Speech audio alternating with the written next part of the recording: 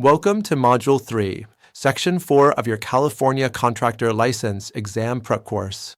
In this lesson, we're going to focus on a crucial part of construction math, calculating areas, volumes, and irregular shapes.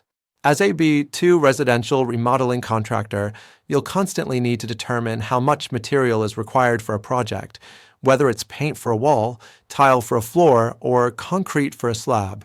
Incorrect calculations can mean ordering too much and wasting money, or not ordering enough and causing project delays. Precision in area and volume calculations is essential for accurate estimates, efficient material use, and maintaining profitability. Let's start with calculating area, which measures the surface of a two-dimensional space. In most remodeling projects, you'll calculate area in square feet. The basic formula for the area of a rectangle is length multiplied by width. For example, if you're tiling a kitchen floor that is 12 feet long and 10 feet wide, you multiply 12 by 10 to get 120 square feet. This tells you how much tile you'll need before accounting for waste or pattern layout. When dealing with walls or ceilings, the same principle applies. A wall that is 8 feet high and 15 feet long has an area of 120 square feet, 8 by 15. If you need to paint multiple walls, you calculate the area of each wall and add them together. If the wall has windows or doors, subtract their area from the total. For example, a 3-foot by 4-foot window is 12 square feet, which you subtract from the wall's total area to avoid overestimating paint or drywall needs. Next is calculating volume, which is the amount of three-dimensional space a material will occupy, usually measured in cubic feet or cubic yards. Volume is calculated by multiplying length times width times height or depth. For instance, if you're pouring a concrete slab that's 10 feet long, 8 feet wide, and 4 inches thick, you first convert the thickness to feet. For inches divided by 12 is equal to 0.333 feet. Multiply 10 by 8 by 0.333 to get 26.64 cubic feet. Since concrete is typically ordered by the cubic yard, divide 26.64 by 27 to get roughly 1 cubic yard of concrete required. Not all spaces are perfect rectangles. Remodeling projects often involve irregular shapes, such as triangular gable walls, circular patios, or L-shaped rooms. To calculate these areas, break the shape into smaller, regular sections you know how to calculate, then add them together. For example, the area of a triangle is base times height divided by 2. If you have a triangular section of wall that's 10 feet wide at the base and 6 feet high, you calculate 10 times 6 divided by 2 is equal to 30 square feet.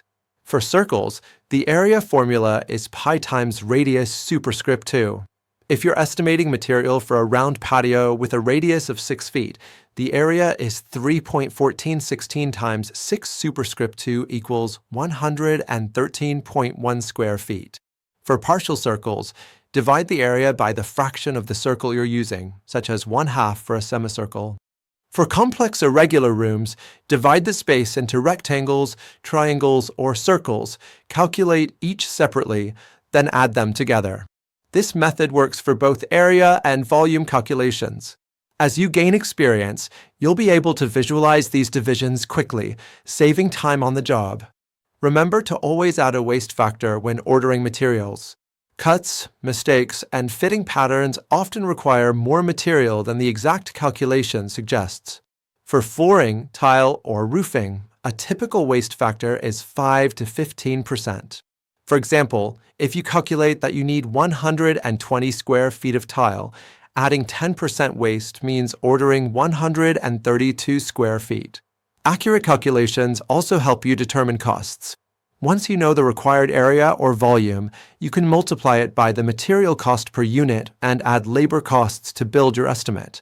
For example, if drywall costs 40 cents per square foot and you need 800 square feet, your material cost is 800 times 0.40 equals $320.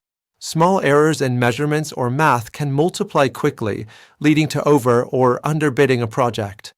Area and volume calculations are also important for code compliance.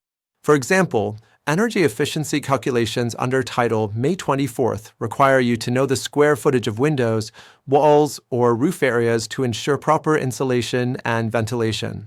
Structural calculations for concrete or framing rely on accurate volumes and dimensions to maintain safety and integrity. As a contractor, your reputation depends on delivering accurate estimates and minimizing material waste. Clients notice when projects come in on budget and schedule, and they're equally quick to notice mistakes that lead to delays or cost overruns. By mastering area, volume, and irregular shape calculations, you build trust with your clients, increase efficiency on the job, and protect your profitability. In summary, area and volume calculations are the building blocks of project estimating and planning.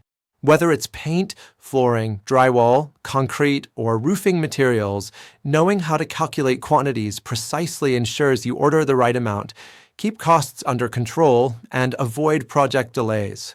Breaking down irregular shapes into manageable sections, adding waste factors, and double-checking your math are key habits for success in residential remodeling. The CSLBB 2 exam will test your ability to perform these calculations because they are essential for every contractor working in the field.